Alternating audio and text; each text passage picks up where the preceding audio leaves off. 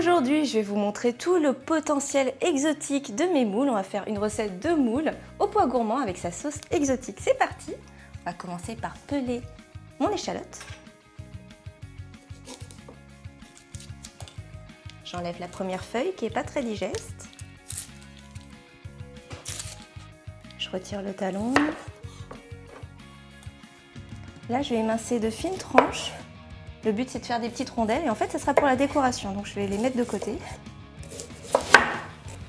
Et ensuite, je taille mon échalote en deux et je l'émince finement.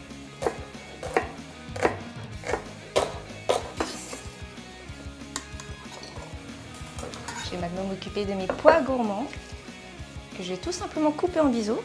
Donc, je les dispose comme ça, l'une sur l'autre, et je les coupe bien de côté. Je les coupe en biseaux tout simplement parce que c'est plus esthétique. Toujours penser à faire ça au lieu de faire par exemple des tranches de carottes, de courgettes. Vous les coupez en biseaux. Ça sera beaucoup plus joli dans l'assiette. Je vais aller chercher mon invité du jour qui m'attend impatiemment dans le réfrigérateur. Comme vous pouvez le voir, elles sont de super bonne qualité. D'ailleurs, c'est pour ça que ce sont les premières moules à avoir une appellation d'origine protégée.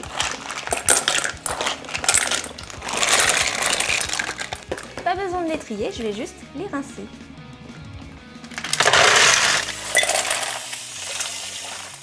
Alors, je vais passer côté cuisson. J'ai une cocotte. Je vais mettre de l'huile d'olive et mes échalotes. Je vais bien faire suer mes échalotes. Comme ça, elles vont perdre leur eau, elles seront encore plus gourmandes. Mes échalotes sont bien translucides, elles ont bien sué. Je vais pouvoir ajouter mes moules.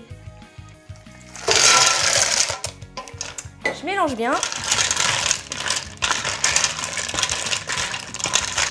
Je vais rajouter un verre de vin blanc, sec de préférence. On assaisonne généreusement. En sel, en poivre. Et c'est parti pour 8 minutes de cuisson. Mes moules ont cuit depuis 8 minutes, mais attention, c'est pas terminé. Je vais rajouter le lait de coco. Si vous n'êtes pas très fan, vous pouvez mettre aussi de la crème fraîche. Mes pois gourmands que j'ai coupés avec amour en biseaux. Ah, ça rajoute tout de suite du vert, c'est super joli. On va rajouter aussi un peu de jaune avec du curry. Vous pouvez aussi utiliser du ras el hanout, du cumin. Et pour avoir une sauce bien crémeuse, j'utilise du fleur de maïs. Je le rallonge avec un peu d'eau, comme ça. Je touille bien. Et je rajoute le tout sur mes moules. Surtout, on mélange bien.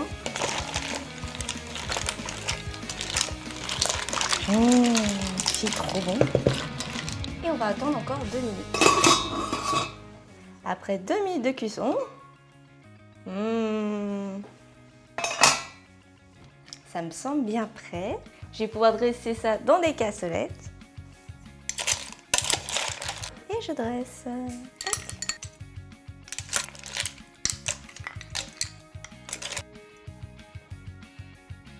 Mes dernières petites touches, je vais ajouter de l'échalote crue en rondelles. Un petit peu de jus de citron vert qui va ramener un peu d'acidité et ça va exciter les papilles. Et enfin un peu de persil frisé pour la couleur, pour le gousset. Vous pouvez aussi utiliser de la coriandre, de la menthe. Et voilà comment je mets en valeur mes moules de bouchot de la baie du Mont Saint-Michel et je vous souhaite bon appétit!